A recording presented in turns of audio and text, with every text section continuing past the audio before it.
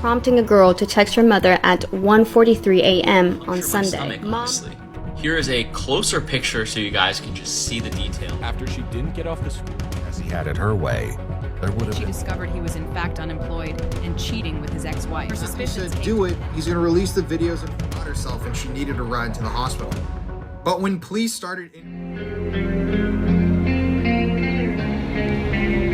Hey everyone, welcome back to my channel. This is Mel, aka Baby Girl, and today we are gonna do a little bit of a different compilation that I made. I made one called a true crime compilation, and I believe it's gonna be a great video. I made sure to only use the latest videos that I could find, and there is one in there that we should all keep in mind and be on the lookout for too. So with all that being said, without further ado, let's get to it. Oh, and by the way, thank you for all the wonderful comments from you wonderful people who have been interacting with my videos. I am so grateful, and shout out to Jasmine. Love you, girl. Okay, let's watch. This nerd is one of the worst pedophiles in world history.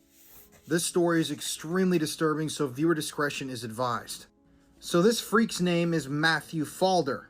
Matthew was born in Cambridge, England, and he came from a very well-respected, wealthy family.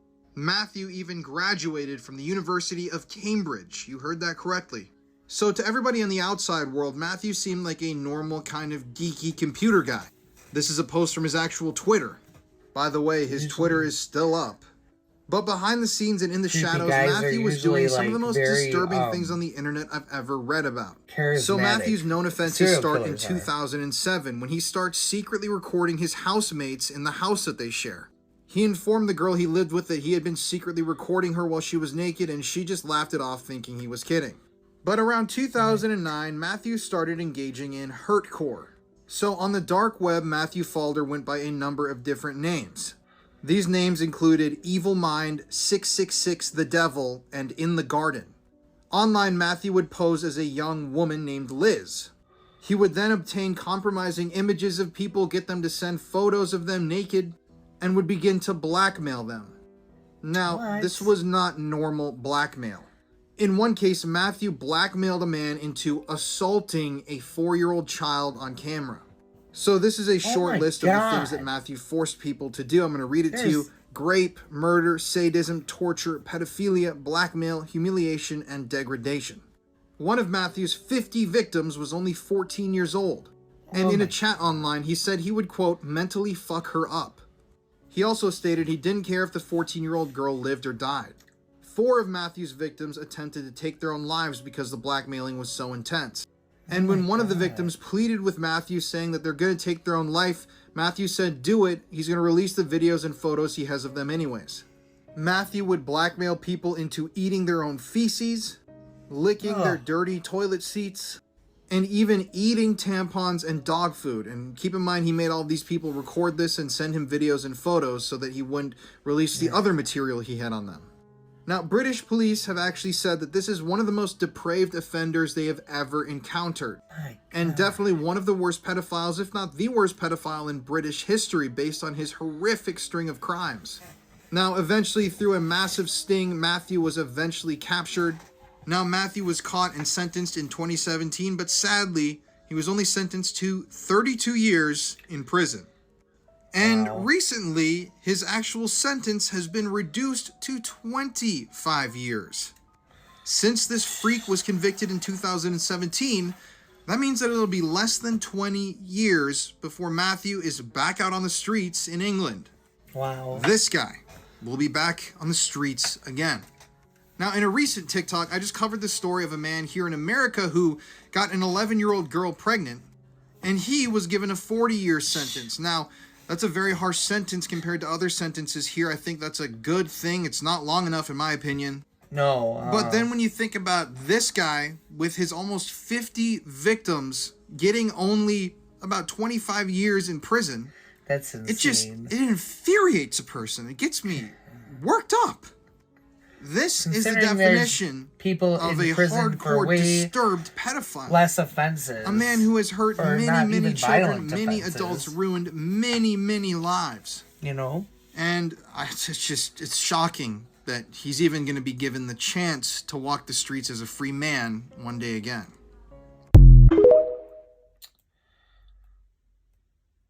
In the search for missing 15-year-old autistic teen Sebastian Rogers, Oh, this as is the police one. begin to ponder if something Out of sinister Tennessee. may have taken place. An Amber Alert was issued for Sebastian almost 2 weeks ago after his mother Katie claimed she went to wake him up for school and found his bed was empty. Katie and her husband told police after frantically searching all over the house that they surmised that Sebastian must have got up sometime between midnight and 6 a.m. and simply walked out the front door. However, as we now creep up on 2 weeks of extensive searches without the first sign of the teen, authorities are beginning to fear foul play may very well have been involved. I bet. On Thursday, authorities were spotted searching the landfill where Sebastian's household trash had been taken. However, that search has since been called off after police say they found no evidence pertaining to the case. Authorities have also been scouring any and all surveillance and ring cameras near the boy's home, but have yet to find the first sign of Sebastian.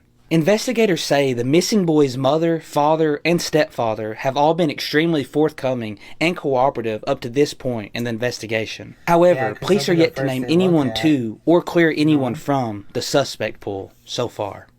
Yet another This 19-year-old TikToker was murdered while filming a TikTok video. This is 19-year-old Anaya Womack, a woman from Jacksonville, Florida. Anaya was really active on her TikTok and her Instagram, and she really wanted to grow her following. In May of 2023, Anaya was brought to a hospital and dropped off with a gunshot wound in her stomach. After she was dropped off and left there, she died, and 135 days later, the story finally began to unfold. So Anaya's family had fought tooth and nail for justice, for answers. They just had no idea what had happened to her. I mean, how did she end up with that gunshot wound? Who drove her to the hospital? Well, eventually Mariah J. Clayton, a 20-year-old friend of Anaya's, was arrested. So at first, Mariah and the man she was with claimed that they were driving down the street when they somehow stumbled across Anaya and decided to help her out and bring her to the hospital. But obviously the police weren't buying that, and the man eventually broke down and told the police that he had gone over to an apartment complex to purchase marijuana, and that's where he and Mariah had found Anaya with a gunshot wound. They claimed that once they got to this apartment, Anaya told them that she had shot herself and she needed a ride to the hospital. But when police started interviewing people who were present at that apartment on the night of this shooting, a whole different story began to emerge. Apparently that night, Anaya and Mariah had been in the bathroom in the apartment never really know filming who your TikTok friends are. videos. And one witness stated that when they went into the bathroom, they saw Mariah holding a large black rifle, waving it around, all while Anaya was filming her for her TikTok. So at one point, this male witness said that a man entered the room. He said they needed to be careful with the rifle, they shouldn't be playing with a gun, and he tried to take it from Mariah. But Mariah allegedly said, "I need to check something first." She pulled away with the rifle in her hand and it accidentally discharged, shooting Anaya in the stomach. And what it seems like allegedly happened is that Mariah and the others that were in the apartment then clamored and tried to hide all of the evidence. And they were the ones that ended up driving Anaya to the hospital later on. But they didn't stick around to tell investigators or anybody who they were. And obviously they hadn't been truthful about what really happened that night the entire time. That's crazy. I'm eager to see how this case turns out, and I just hope that Anaya gets Poor the young justice woman. that she deserves. May she rest in peace. A child who was missing since 2019 has been found alive under a staircase. Oh, wow. 4-year-old Paisley Schultes Under a was removed staircase. from custody of her biological parents along with her sister. Although it's not been revealed as to why, her parents Kim Cooper and Kirk Schultes were no longer legally allowed to look after the girls. In July 2019, Paisley vanished from her family home while her older sister was at school. She'd been living near Ithaca, New York. Although police strongly suspected her biological parents, they had absolutely no proof. Police were actually able to search the parents' property. They denied having anything to do with this, and the police could not find the girl inside the house. Years later, however, in 2022, police received a tip-off that the little girl may be in the house after all. Although at first it seemed that nothing was off about the property, after about an hour, one of the detectives realised something odd about the stairs. Acting on gut instinct, they looked a little closer and eventually found a small hiding place. When they were able to get a little closer, they found Paisley hiding in the small space. The couple were charged with custodial interference and endangering the welfare of a child. Who the did I know? Risa Yeah, Tisa I from watched Georgia has gone part viral of this after she story, outed her ex-husband as but a it got to be too pathological long. liar and 7 master hours manipulator in a long, almost 50-part 8. TikTok series. The nearly 8-hour-long saga broke down every step of Risa's explosive relationship with ex-husband's Poor lead woman. details of That's all I lies have to he say. told I've been to through a con bad her into a relationship. relationship. Risa says he gave false promises of hidden wealth, offering to buy her lavish gifts, including paying for her rent and bills, but would fake phone calls with financial advisors and find excuses not to pay. He even said he was working as the vice president of a condiment company. She discovered he was in fact unemployed and cheating with his ex-wife. Her suspicions came to a head when she was asked to provide her spouse's social security number for a new job, only to discover he had lied about where he lived, where he went to school, and said she was forced to run a background check on him. Her ex-husband has now hit back at her claims, telling her to stop lying. The real reason I left you, you cheated. I caught you in the house with Bradley. Regardless of whose side you're on, the dramatic saga Right. has left online I users didn't think he second-guessing was their going to own end up partner's making a credibility. comeback to her videos. Offshore accounts. Do you have offshore accounts? Last week, a girl who was walking to school found a severed arm near a park, and over the course of a week, multiple other body parts have been found strewn across Babylon, New York. This case is honestly terrifying. So on February 29th, a girl found a severed left arm near a park in Babylon and called the police. When the Suffolk County Police Department arrived, they, along with cadaver dogs, then found a human leg in a pile of leaves nearby. After thoroughly searching the scene, they then found a right arm, a severed head, and many more body parts in the park. Authorities were able to confirm that the remains belong to a 53-year-old man and a 59-year-old woman, but their identities have not yet been released to the public. A week after this grisly discovery, more human remains were found in Bethpage State Park in Farmingdale, just a few miles away, and it was confirmed that the remains belong to the same victims. So far, human remains have been found in 3 different locations in Suffolk County, leaving behind a chilling mystery. Since the discovery, these 4 people have been arrested in connection to the crime. They are Stephen Brown, Jeffrey Mackey, Amanda Wallace, and Alexis Neves, and they all reportedly lived together at a home in Amityville. They have since been charged with hindering prosecution, tampering with physical evidence, and concealment of a human corpse. But here's the thing. They've all since been given supervised release, meaning they're all walking free in the public right now. Their release is based solely on the fact that at the moment, they have not been charged with the killing of the 2 victims. So according to authorities, they're free to go until their next court appearance, or if new evidence is found where authorities are able to press additional charges. All 4 suspects are required to wear GPS monitoring bracelets and are ordered to stay in Suffolk County. The only thing is that they aren't allowed to return to their Amityville apartment due to inoperable plumbing, which was reportedly removed during the police investigation. It's insane to me that they've all been released because authorities searched their house and what they found is horrifying. Police found cutting tools, a meat cleaver, and traces of human remains, but according to police, that isn't enough evidence to prove who killed and dismembered the 2 victims and why. So far, a motive has not been released, but authorities are investigating the case as a possible love triangle. One of the suspects allegedly dismembered his girlfriend and a man that he believes she cheated with, but this has not been officially confirmed. It's just been reported by a source who claims to be familiar with the matter. As for the 2 victims, not a lot of information has been released about them, although police do believe that they may have lived together in Yonkers. But at this moment, their relationship to the suspects remains a mystery. It just fascinates me what brings someone to murder another person. The body of 11-year-old Audrey Cunningham was found in the Trinity River near Livingston, Texas yesterday, and authorities say they're preparing a capital murder arrest warrant for 42-year-old Don Stephen McDougal. According to the Texas Department of Public Safety, McDougal is a family friend who lived in a trailer behind Audrey's home at the time of her disappearance. You can't trust Authorities said McDougal sometimes brought Audrey to the bus stop in the morning and admitted to leaving Audrey's home with her on the morning of her disappearance. An Amber Alert was issued for Audrey on Thursday, February 15th, after she didn't get off the school bus in the afternoon. It was later determined that Audrey never got on the school bus that morning.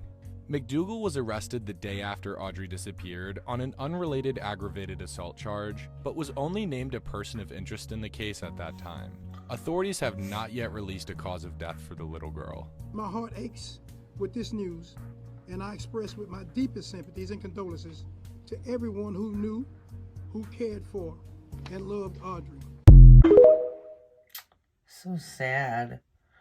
You know, babies... That's so sad.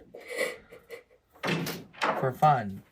Killing We got a problem, grandparents man. for I fun. mean, as you know, I'm a cool dude. So is she, okay? I've been doing this longer than you've been alive, okay? I'm a no bullshitter. I don't know what those DA investigators, I don't know what type of, how many times they talked to you or that. We're different in that aspect, okay? I'm cool as shit with you if you're cool as shit with me. But once lying and stuff like that starts, I have a problem. I believe that there were people at that house, okay? If it was probably only Sunshine. I mean, I just want no if or anything like that. Unfortunately, you're in this, okay? There's no saving face right now. So a lot of this was on the news, okay, as you could imagine. So he's been getting phone calls about you inviting people over to your house. So who was there? The only person who I can think of would be Sunshine and her boyfriend. While it might be true that they were the only visitors, multiple friends and acquaintances of Cassie told police that they'd received invitations to the house that week. They all turned her down for various reasons. If Cassie had it her way, there would have been far more visitors. So for all these people to be inside your house, we're going to both have to assume that it was after you guys killed your grandparents. I'll be straight up, dude. We heard about a conversation that took place inside there where someone was bitching about the smell. And Johnny's like, no, dude, it's just sewage. There's a sewage problem upstairs. Oh. Is this not? That never came up. Now, that could be rumors. You know, when kids talk, rumors. That never was a conversation that came up. The only people who came over to the house was Sunshine. So they did come over to the house after you killed your grandparents?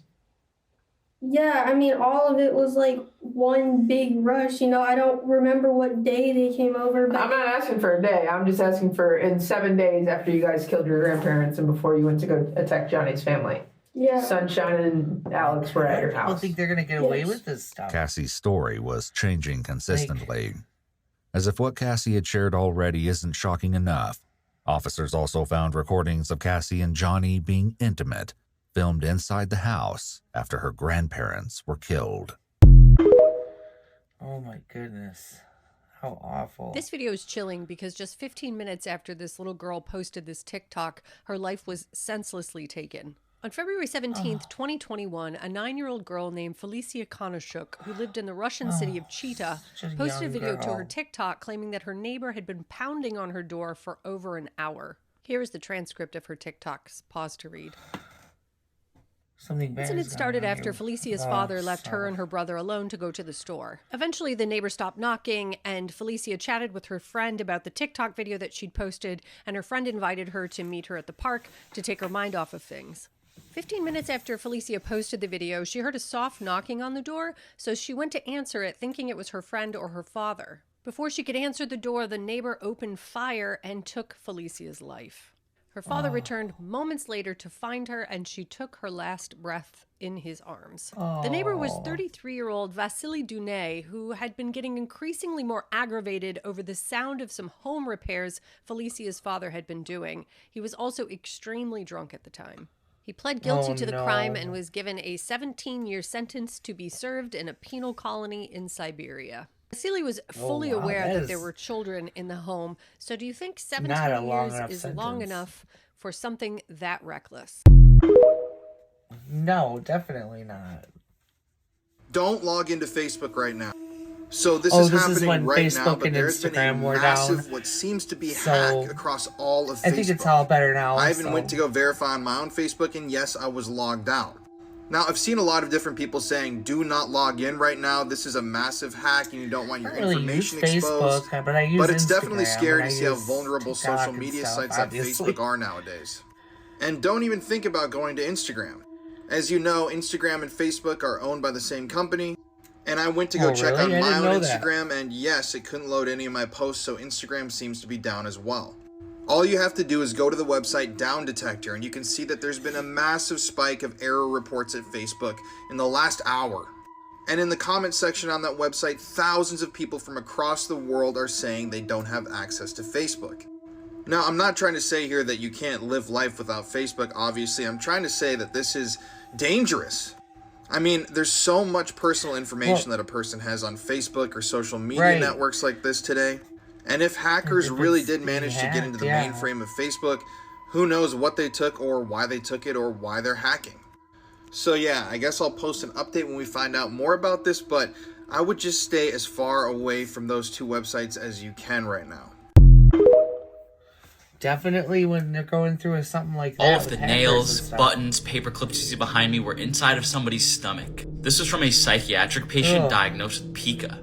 Pica is a disorder where the patient will eat non-food items. These items have no nutritional value, for example, ice, chalk, dirt, in this case, nails. This is a lot of stuff to have in your stomach. I believe upon researching this picture, the patient actually died during this procedure getting all this stuff out. Whenever I see pictures like this, it makes me curious how somebody could even swallow this. I feel like the safety pins and the nails going down would just puncture my esophagus or puncture my stomach, honestly. Here is a closer picture so you guys can just see the detail here. You know, the safety pins, the buttons, the nails, like, oh my god. That's nuts. I believe they found like forks and spoons in this person's stomach as well. But in this patient's mind, this is their own version of what food was for them. Their junk food diet, if you will. I feel like with all the metals in here, the patient was at least not anemic, objects. But I don't know. Let me know what you guys think about this picture and pica disorder in the comment section below. I think when I was growing up, I saw a pica disorder girl on TLC. She was like eating her own hair, and they'd like pull hairballs out of her stomach. Does anybody remember that? But you know, as always, these videos are for informational purposes only. This is a crazy thing to comment. This person said Granny Keeley looks like Dear David. For those that don't know, this is Dear David. Dear David was a really popular Twitter thread back in like 2017 about a child who haunted this guy's apartment. He claimed to have captured evidence of Dear David, and this is him right here. And as you can see, he has that big dent in his head. You guys are ruthless to say this. Also, I know this is an old story, but the movie came out, I think, like a year ago. It flopped, it sucked. I watched it, it was horrible. They had the whole script written for them on that Twitter thread. I don't know why they divulged so far. If you guys haven't read the Dear David thread on Twitter, I urge you to do so. It's a great read and a fun story. I also have a playlist on my profile about Dear David. I did like 4 or 5 parts on it to completion. It's one of my favorite stories. I love talking about it. You guys should go check it out. If it's not my video, go check out the Twitter thread, go check out a website, read about it. It's great. Maybe if Granny Keeley was sitting in the middle seat in the back, with 2 people on each side of her and the airbags deployed and they flew into the air and hit her head, maybe it would have shaped her head into the cone head like Dear David. I don't know. Stop putting your feet on the dashboard, okay? Let me know what you guys think in the comments. And as always, these videos are for informational and entertainment purposes only. If you're a millennial, you'll remember the Are You Afraid of the Dark books. Welcome campers and campers to the Daily Camper Week of July 25th, 2010. We have a lot to talk about, so let's get started. This anonymous web show is one of the most disturbing things that's ever existed on the internet. What I just showed you was a clip from an online program called The Daily Capper. The Daily Capper was a program put on by pedophiles all across the world. And this was the head of a community of people known as cappers. This online community of pedophiles known as cappers would go onto the profiles of underage girls and boys, flatter them with compliments, shower them with praise, then try to get them to flash them so that they could take a screen cap of their nude body. And after that, these pedophiles would then blackmail these children with these images. They would send these photos to friends, family members, schools. And there were all sorts of code words and online forums where these cappers, aka disgusting pedophiles, would meet and exchange information. The Daily Capper itself, this program, was a program put on by these pedophiles to talk about news and events that were happening within this pedophile community. It's really disturbing to me that they chose this because I used to watch the show Crashbox as a child, and I think that it's eerie and haunting that they're actually using imagery from a children's show for this pedophile network. Now, sadly, one of the victims of this capping community was a girl named Amanda Todd. Amanda's story is particularly well known because of the YouTube video she created before she took her own life. But at one point during Amanda's stages of cyberbullying, she was featured repeatedly on the Daily Capper, this program. And the intro always started like this: "Welcome cappers and cam whores. And then at the end, the newscaster up here would say, "Happy hunting," encouraging these pedophiles to go target more children. And they would do awards at the end of the year for the best, most prolific pedophiles in their community. These awards that they gave out included Blackmailer of the Year, Capper of the Year, Cam Whore of the Year, Cam Site of the Year, and Shocker of the Year, where they were basically giving awards to pedophiles and their victims. There's a lot of information online about this whole show and these pedophiles, but something really disturbing to me is the fact that most of the people involved in the Daily Capper were never brought to justice and they were never caught. That means that all of these pedophiles that were celebrating with each other and glorifying their disgusting acts are still out there, probably on the internet today. And to end this, I'm going to show you one more clip from the show, which I find is particularly disturbing. I don't understand Candy Beaches returned this week for the first time in a month. The reason they were gone so long is because they said someone called the police on them. Twice. I think I know what this is all about. I've been reporting to the cyber police and the state police. Looks like he wasn't joking around. Maybe it was their Good Morning America interview that prompted cyber police. Everyone looks like Dad of the Year goes to this lovely piece of work right here. This piece of trash behind me, his name is Michael Maiden, and at his daughter's sleepover, who were 12 at the time, he would lace his daughter's friends' drinks with benzodiazepine. Alrighty guys, so for those of you who don't know who I am, my name is Andrina and I tell true crime stories. So just get ready for this one. Warning, viewer discretion is advised. 57-year-old man is accused of drugging 3 12-year-old girls with sedative-laced smoothies during his daughter's sleepover last summer at Lake Oswego home. Michael Maiden turned himself into Clackamas County Jail late Tuesday on multiple felonies and misdemeanor allegations and pleaded not guilty during his arraignment Wednesday in Clackamas County Circuit Court. His bail was set at $50,000. Maiden laced mango smoothies with benzodiazepine and served the drinks to his daughter's friends, according to a probable cause affidavit written by Lake Oswego Police Detective Nicole Palmer. What benzodiazepine is a depressant that slows the nervous system. Guys, and apparently there was no motives for him doing this. Maiden faces charges including causing another person to ingest a controlled substance and application of a controlled substance to the body of another person. Maiden's lawyer said that he has not seen the evidence in the case. Mr. Maiden is presumed innocent, and we hope that the people will reserve judgment until all the facts and circumstances are known, his lawyer stated. The investigation began on August 26 when Lake Oswego police were called to the emergency room at Randall Children's Hospital at Legacy Emmanuel in Portland, where 3 girls tested positive for benzodiazepine. The girls told the police that they attended a Saturday sleepover at their friend's home and they suspected they had unknowingly been given drugs by their friend's father. They described feeling groggy and even blacking out. Maiden had been very involved with their activities during the sleepover and got ready for bed at Mr. Maiden's directions. The girls spent most of their time in the basement where they watched movies and did facials. Sometime between 9 p.m. and 11 p.m., Mr. Maiden prepared the smoothies and insisted they drink them. The girls told police. The drinks had tiny white chunks throughout and sprinkled on top. One of the girls said she didn't like smoothies and declined to drink hers, but Maiden insisted, even making a second one for her to try. Maiden made repeated visits to the basement, at one point holding his fingers under one of the girls' nose, waving his hands in front of her face to see if she was asleep. He also moved one of the girl's arms, moved her body on the bed. The girl remained awake in fear that Maiden was going to try to do something to her friend. Maiden walked out of the room, prompting a girl to text her mother at 1:43 a.m. on Sunday. "Mom, please pick me up." And I say I had a family emergency. I don't feel safe. "Mom, please pick me up. I don't feel safe. I might not respond, but please come and get me." Crying emoji. "Please, please pick me up. Please, please." Maiden returned to the basement again, standing near the area where the girls were sleeping for what it seemed like an extended period of time. One of the girls told police that she could feel him watching her by his presence as she kept her eyes shut, pretending to be asleep. Maiden appeared to keep doing tests to make sure that they weren't awake. In the middle of the night, an adult who one of the girls had texted came to pick her up and bring her home. The girl then woke her parents, who then contacted the other parents of the other girls. Those parents went to Maiden's home at about 3 a.m. to collect their daughters. Maiden resisted at first, saying the girls were asleep and asking the parents to return in the morning. The parents insisted.